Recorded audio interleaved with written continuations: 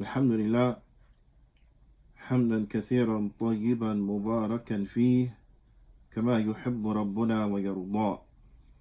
أشهد أن لا إله إلا الله وحده لا شريك له وأشهد أن محمدا عبده ورسوله الناصح الأمين. اللهم صل على نبينا محمد وعلى آله وصحبه أجمعين ومن تمسك بسنته إلى يوم الدين. ثم أما بعد.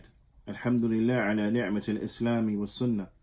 All praise and thanks belong to Allah for guiding us to Islam and for guiding us to the sunnah. We continue going over the tremendous book by the Fadul al-Shaykh al-Allama Imam bin Baz rahimahullah ta'ala.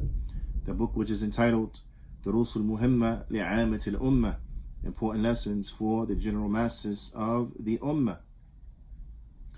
The Shaykh rahimahullah ta'ala, at the conclusion of speaking about Shirk al-Asghar, which is the second category from the categories of Shirk, he says, وَهَذَا النَّوْعِ, meaning Shirk al-Asghar, and this category, meaning Shirk al-Asghar, لَا يُوجِبُ الرِّدَّةِ, it does not necessitate apostasy. وَلَا يُوجِبُ الْخُلُودَ فِي النَّارِ, and it does not necessitate that one shall abide in hellfire forever. ولكنه ينافي كمال التوحيد الواجب, but rather it will negate the completion and the perfection of التوحيد. It will negate the completion of التوحيد, which is obligatory that we complete. So the aspect of التوحيد that is binding, that we must complete, it will negate that. It will negate that. نعم. وقال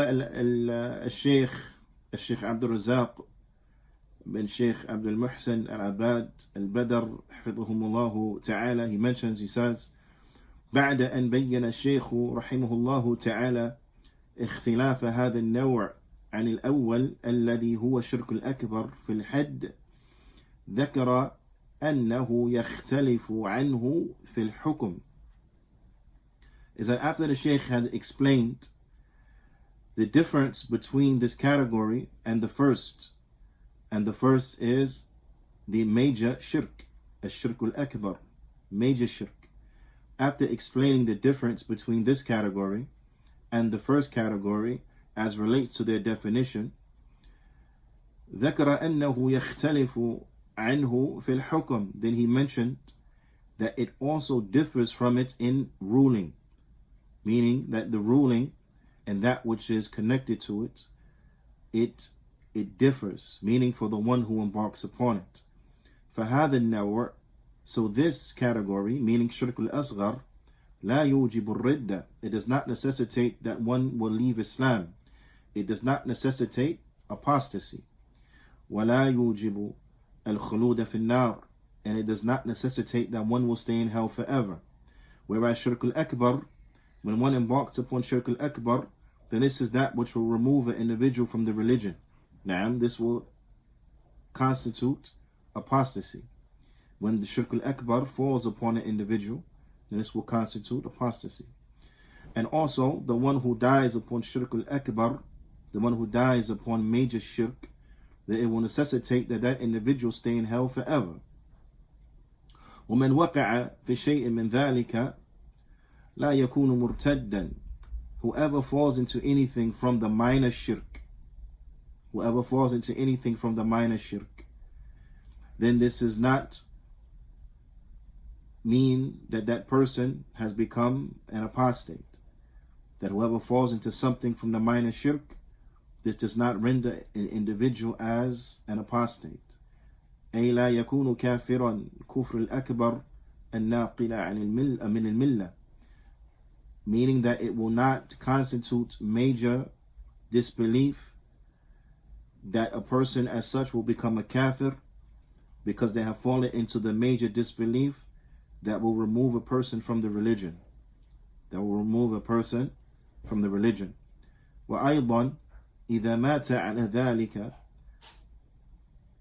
فإن ذلك لا يوجب الخلود في النار.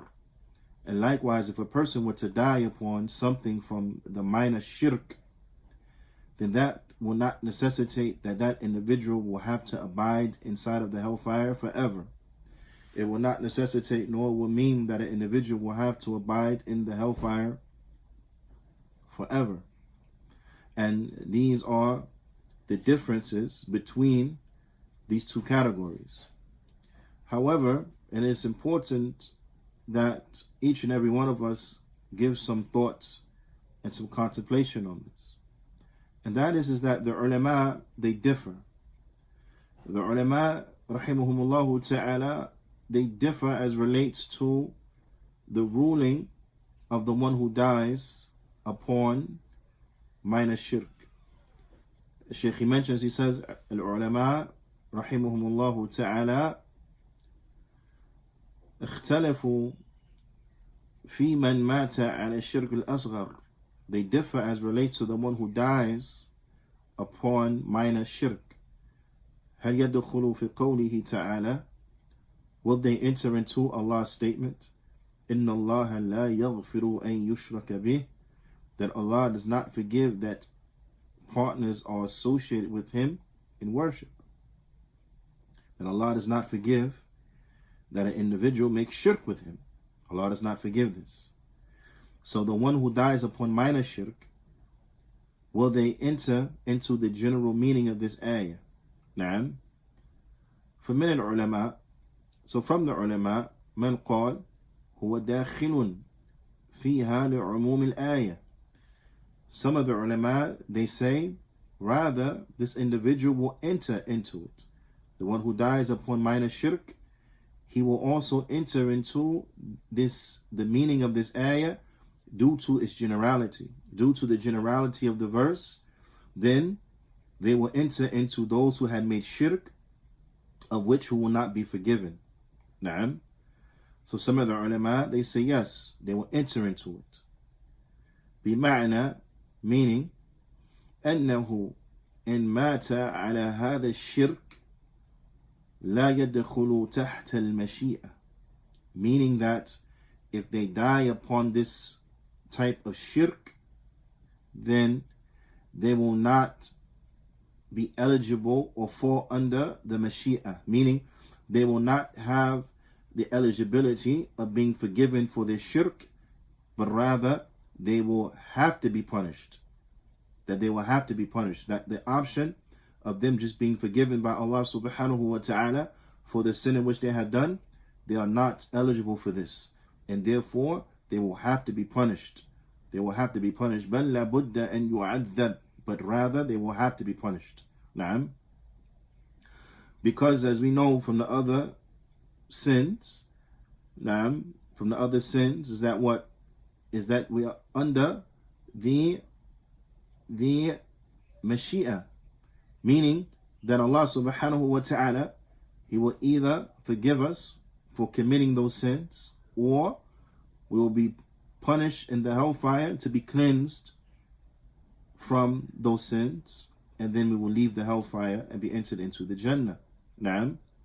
This is the other major sins, like fornication, like drinking alcohol, so on and so forth. Naam. Some of the ulama, they, as mentioning here, they say that this is not an option for the person who dies upon minor shirk, due to the statement of Allah subhanahu wa ta'ala that Allah does not forgive that partners are associated with Him, that Allah does not forgive shirk. So therefore, the one who falls into this category of minor shirk, then they don't have the option to just be forgiven, but rather they will have to be punished in the hellfire. They will have to be cleansed by the fires of hell from the minor shirk. وَلَكِنْ لَا يُخْلَدُ فِي النَّارِ. But they will not stay in hell forever. But they will not stay in hell forever. So again, you have from the ulama who say that those who fall into this type of category of shirk, shirk al-asghar, then they will, and if they die upon that, then they have to go to hell. They have to go to hell to be cleansed from that sin, but they will not stay in hell forever, but rather they will be cleansed from the sin, and then they will leave from the hell. They will not stay there forever. فَإِنَّهُ لَا يُخَلَّدُ فِي النَّارِ إِلَّا مَنْ مَاتَ عَلَى الشِّرْكِ الْأَكْبَرِ, because they will not remain in the hellfire except for those who die upon major shirk. Those who die upon major shirk, these are the ones who will stay in hell forever. Ala kulli hal, before mentioning the second opinion, it is important to know that what? That this affair is an affair that is serious. It's an affair that we can't afford to play around as relates to it. It's an affair as such is that it should terrify us. Because whether it is like this and that minor shirk enters into the generality of the verse, or it is as the other ulama mentioned, and they say it does not enter into the generality of the verse, but rather the verse is specific to Shirk al-Akbar, regardless, it is a dangerous affair. It is a dangerous affair. Imam Muhammad bin Abdul Wahhab, rahimahullah ta'ala, in Kitab al-Tawheed, he brings a chapter, and the chapter is called Bab al-Khawf min al-Shirk. Chapter heading, Fear from Polytheism, to be scared and afraid of polytheism. And he brings some texts inside of that chapter. The first text that he brings inside of that chapter is this very ayah, which was aforementioned. إِنَّ اللَّهَ لَا يَغْفِرُ أَن يُشْرَكَ بِهِ وَيَغْفِرُ مَا دُونَ ذَلِكَ لِمَن يَشَاءُ.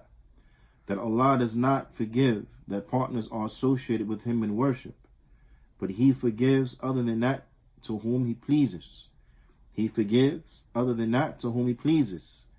He brings this ayah, and the ulama, they mention that Imam Muhammad bin Abdul Wahhab, he brought this ayah here, and he didn't bring any commentary on it. He left it general as the ayah comes, and he left it upon its generality, because regardless of whether it is major shirk or it is minor shirk, it is that which necessitates that we are scared of it. It is that which necessitates that we fear falling into it. Because if it is the major shirk, then this will place one in hell forever. This will remove one from the religion. If it is the minor shirk, then some of the ulama, they say it'll place a person in hell and they have to go to hell. They have to go to hell to be cleansed from it. And then they'll come out. Others from the ulama, they mention, as the Shaykh he mentioned, Shaykh Abdul Razak, وَمِنَ الْعُلَمَاء مَنْ قَالَ, and from the ulama, those who say, إِنَّ شَأْنَهُ مِثْلَ سَائِرِ يعني كَبَائِرِ, and that verily the ruling of it, its affair, is like the rest of the major sins, is that a person can be forgiven or a person may be punished due to it. Is that a person may be forgiven or they'll be punished due to it and have to be cleansed from it. And they say وَأَنَّهُ تَحْتَ الْمَشِيئَةِ, and that it is under the Mashi'ah. إِنْ شَاءَ اللَّهُ عَذَّبَ وَإِنْ شَاءَ غَفَرَ اللَّهُ. If Allah wills, he will punish him, and if Allah wills, he'll just forgive him. Right? Regardless, though, when one reflects back, regardless on whether it is like this or it is like the first opinion that the ulama, they say that no, they have to go to hell to be cleansed from it. There is no option for them. Regardless whether or not the mere fact that there is a possibility that an individual must go to hell, is enough to be scared of it. And even with the other opinion that an individual could be forgiven or they could be punished, it is still not worth it. It is still not worth it. It is still not worth the risk. It is still that which necessitates that we are scared of it. It is still that which necessitates that we fear it. It is still that which it is incumbent that we are on guard as relates to it. Also inside that chapter of being scared of shirk, again, Imam Muhammad bin Abdul Wahhab, he didn't bring any distinction between major shirk or minor shirk, but be scared of what? Of shirk period. What highlights this also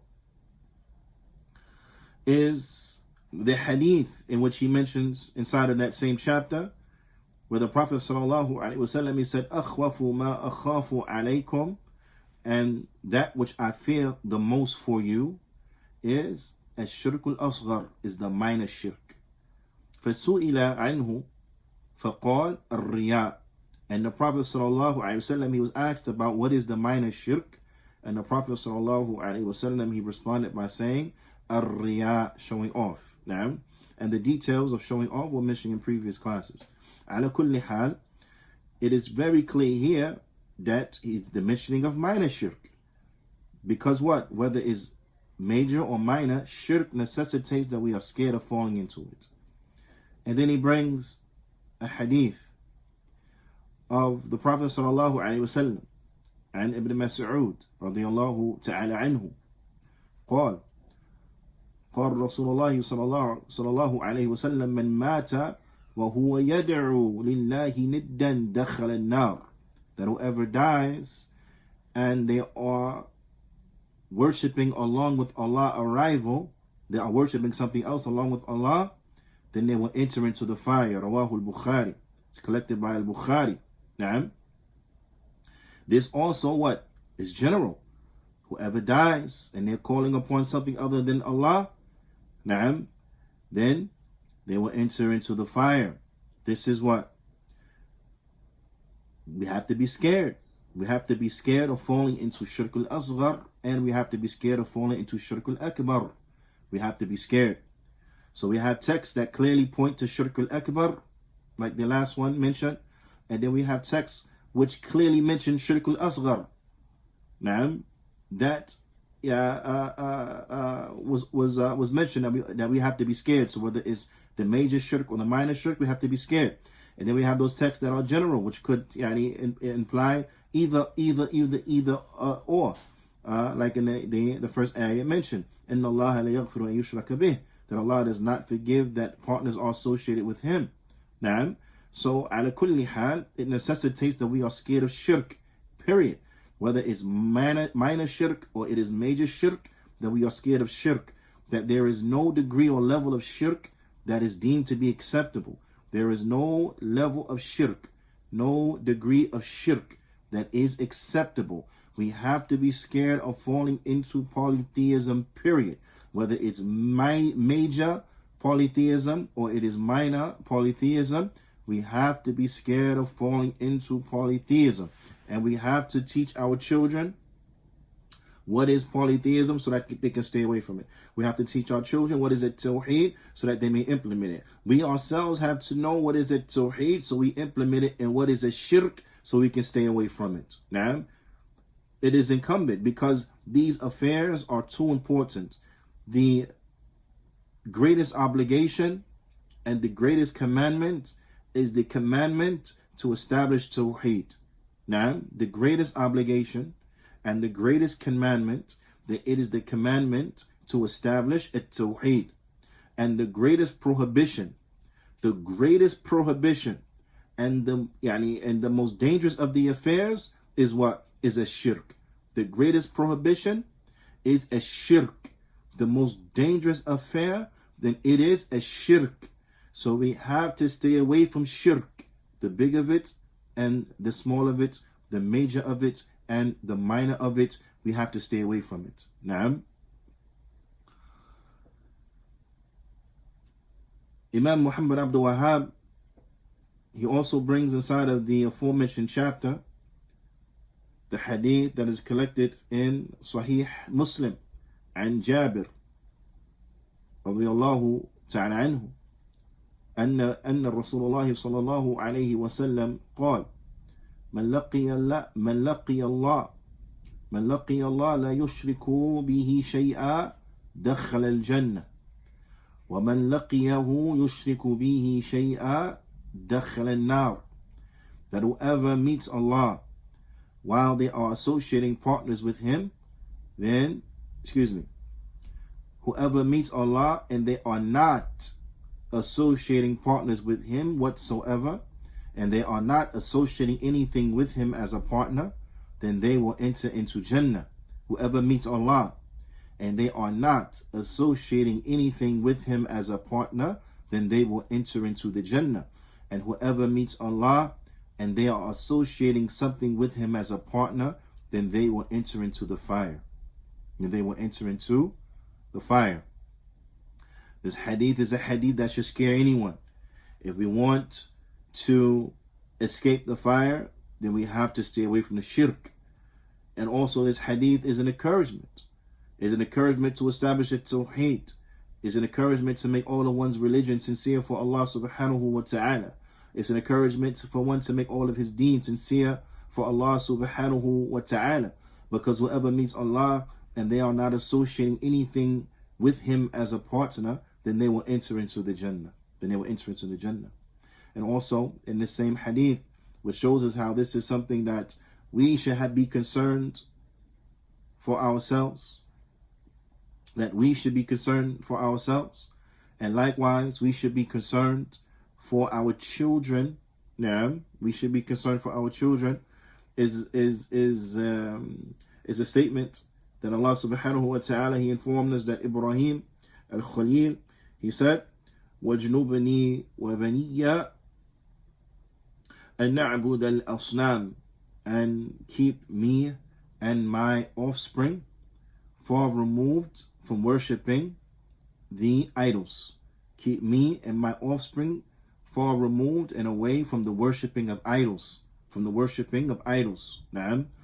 So, Ibrahim alayhi salatu wasalam, due to the extreme danger that is within shirk, he was extremely concerned for himself and for his children. He was extremely concerned for himself and for his children. So he made dua, he beseeched Allah subhanahu wa ta'ala to keep him and his children away from falling into shirk. To keep him and his children away from falling into shirk. So regardless of whether it is the minor shirk or it is the major shirk, we have to be scared of it. And we have to fear falling into it. And we have to fear that our children fall into it. And we have to be scared for our children from falling into it. And it is a must that as parents, we take a vested interest into our children's lives, what they are doing, who they are communicating with, what apps they are using, who they are speaking to, what is being said to them, what are they being exposed to, so on and so forth. This is very important, of extreme importance, because we live in a time that the kuffar, they have put shirk everywhere. Those stories that are supposed to be children's stories, you'll find they're in shirk. Those novels they write, and you find they're in what? Shirk. Even the children's songs in which they sing, you find they're in what? Shirk. And then when our children enter into schools, you find inside of the science books, shirk. Now, whether it's presented in the Big Bang Theory, where those atheists believe that there was no design, there is no creator, who deny the existence of Allah subhanahu wa ta'ala, and thus this is their explanation, and the like, or those who believe in what they believe in from these atheists, scientists who try to disprove the texts and belittle them, to give rise to their scientific attempts whether that be evolution or whatever the case is. They are presenting a narrative to our children that is devoid from the Creator. They are presenting to our children a narrative that involves shirk and rububiyyah.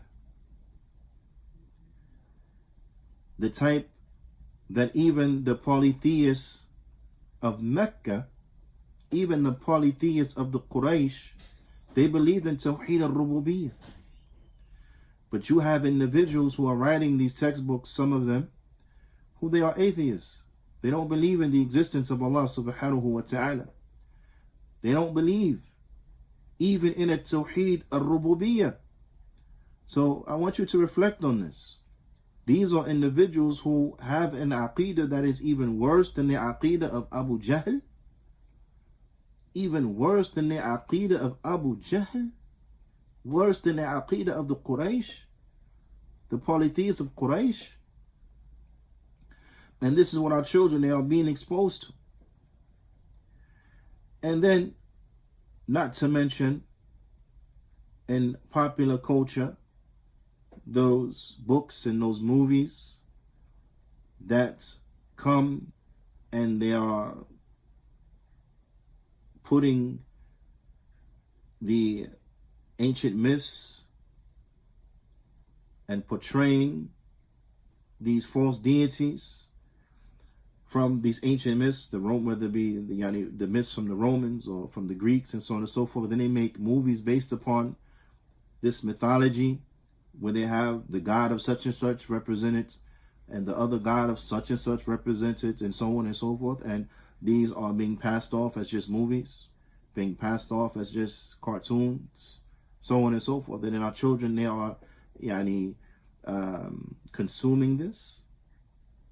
And do we think that this will not have an effect upon their belief? Do we think this will not have an effect upon their belief, especially in cases where individuals are negligent as relates to the education of their children? So we have a situation where there is no good, or there's very little good being poured into the vessel of our child, but at the same time they are being bombarded and all of this evil is being poured into them. So everywhere you turn around, in every Disney movie, is magic, sorcery, right? Then when our children get big and they attach themselves to academia and so on and so forth, they have to maneuver around all of this misbelief and those things that contradict the book and the sunnah, and so on and so forth. If we are not teaching them, educating them, taking a vested interest in their education, then we're setting them up for loss. They're being filled with filth, and we're not giving them the tools needed to navigate, let alone not stopping them from being filled up with this filth, which should be our given anyway, to prevent this as much as possible. And this is also with the understanding that there are certain things that are unpreventable, especially when living in the lands of the kuffar and so on and so forth, and even in the lands of the Muslims. These things, they creep in. There are things that are unavoidable. There are things they're going to be exposed to anyway. Okay, so in addition to those things that they are already going to be exposed to now, we are just going to just throw them to the wolves and expose them to so much more unnecessarily? Allah musta'an. And then at the same time not fill them, not equip them with that in which they will be able to deal with the likes of these doubts, that which they will be able to deal with the likes of those things that they're going to be exposed to, those things that are unavoidable that they're going to be exposed to. We have to have a concern for ourselves and for our children. This is of extreme importance. The Shaykh Hafidhullah Ta'ala, Shaykh Abdul Razak, he goes on to mention in conclusion, he says, لَكِنَّهُ, meaning that this minor shirk,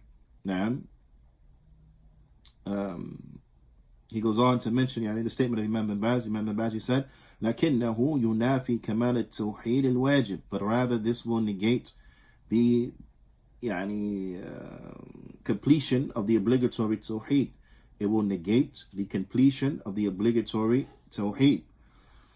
وَمَا يُنَافِي كَمَالَ التَّوْحِيد and that which negates the obligatory التوحيد الواجب that which will negate the obligatory tawheed صاحبه معرض للعقوبة وسخط الله تبارك وتعالى.